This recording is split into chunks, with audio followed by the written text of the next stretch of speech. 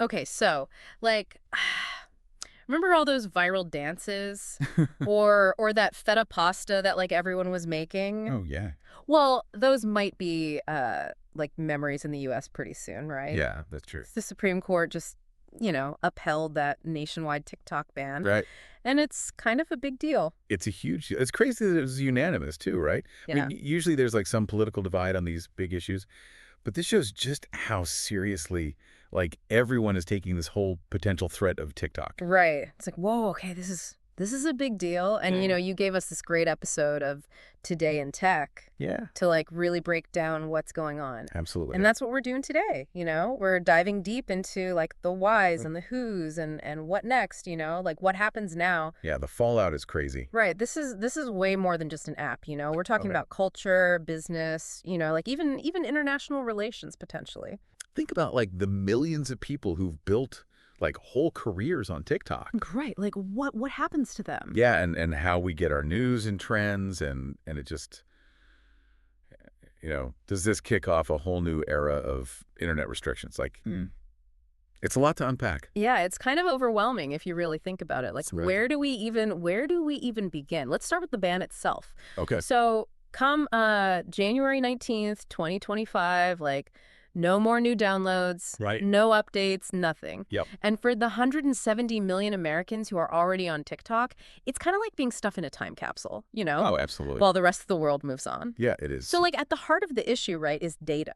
Yeah, So TikTok's parent company is ByteDance, which is Chinese, right. and the U.S. government is worried that all that American user data could end up in the hands of the Chinese government. Exactly. But they've never actually found proof of TikTok doing anything shady with our data. Right. Well, yeah, that's where it gets tricky. Okay. It's all about like potential risk, Okay. not proven harm.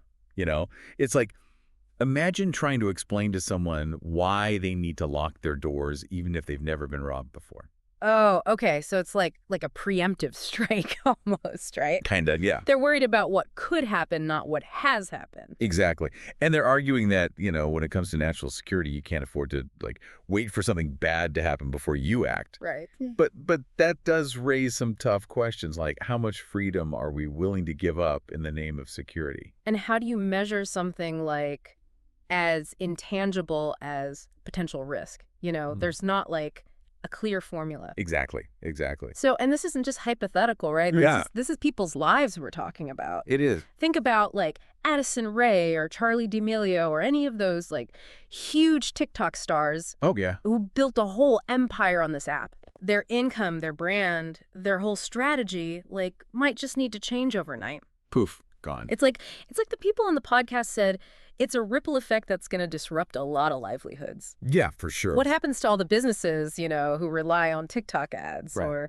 or all the musicians who got their big breakthrough like a viral song or something? It's a cultural phenomenon. Right. It was more than just an app. Yeah. This isn't just about losing a place to watch like funny videos. Right. It's about a shift in how we experience the internet as a whole. Yeah, and how we do business and how we get our news. Right. It's kind of mind-blowing how much impact like one app had on the It's- world, Yeah. And now we have to consider what happens next, Like, do people just move on to like Reels or YouTube Shorts or whatever? Yeah. Right. Or does something totally new emerge Exactly. to fill this void, It's hard to say. This feels like a turning point. It does. Like, we're on the verge of a whole new digital landscape. Like, Absolutely. but before we get into all that, let's go back to the security concerns for a minute. Okay. I mean, TikTok did try to, like, address these concerns. They even started storing U.S. user data on Oracle servers, Right. like here in America. Okay, yeah, but is that enough? I mean, ByteDance is still like calling the shots, right? That's the $1 million question. All right. It shows they're willing to play ball, Okay. at least to some extent. But is it enough to like truly safeguard that data? Right. Think of it like you're letting a friend borrow your car, Okay. but they still have the keys. Yeah. Like, do you have complete control over where it goes? Ooh, that's a good analogy. Right. So even with the data on U.S. soil, like there's still that level of distrust because the company itself is under Chinese jurisdiction. Exactly, and that ties into this bigger issue Okay. that that the podcast brought up. This whole, like, U.S.-China tech rivalry, Right. this ban, it feels like a major move in that chess game.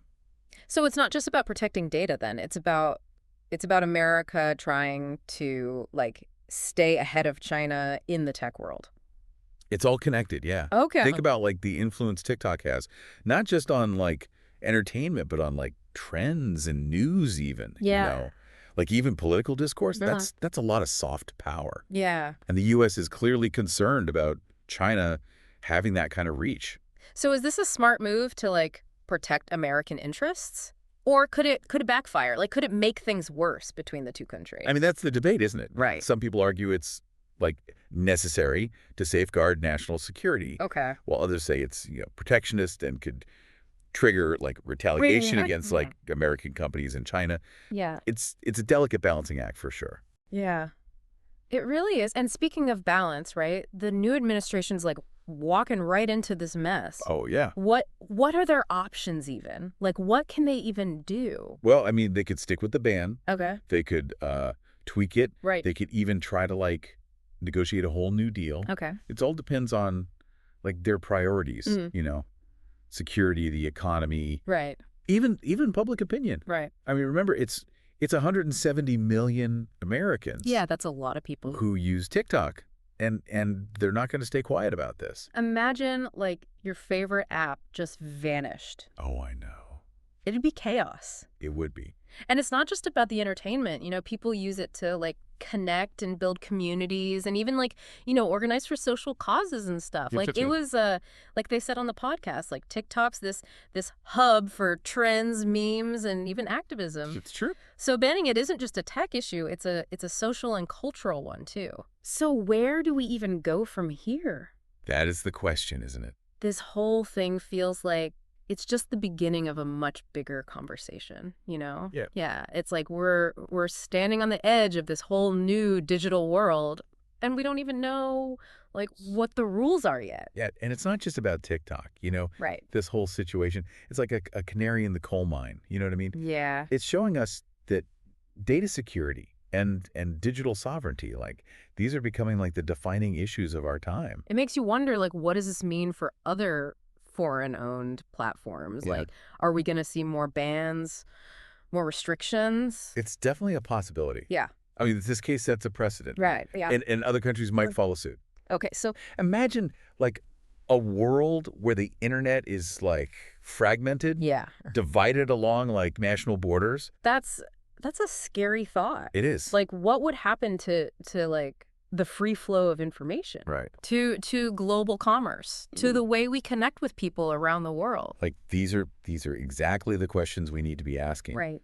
And it's not just governments that need to be involved in this conversation. Okay. We, as individuals, Yeah. we need to understand what's at stake Right. and make our voices heard. So if data is the new oil, like they said in the podcast, Yeah. what does that make us, like the pipelines? Maybe we're the consumers, Okay. the ones who are ultimately driving the demand for this valuable resource, right? Okay. Yeah. But that also means that we have the power to influence how it's, extracted and refined and distributed. Yeah, that's a good point. We can choose which platforms we use, how much data we share, and who we trust with that information. Exactly. This isn't just a tech issue, it's a human issue. Absolutely. It's about the choices we make. It is. And the future that we want to create. Right. So what can we do? Like, where do we even begin to unpack all of this? I mean, start by asking questions. Okay. Challenge assumptions. Yeah.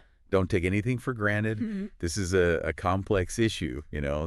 There's no easy answers. But the more informed we are, the better equipped we'll be to navigate, like, the digital landscape of the future. This whole deep dive has been, like, eye-opening, to say the least. Yeah. It's made me realize just how much is at stake Mm-hmm. when it comes to data and security and the future of the internet.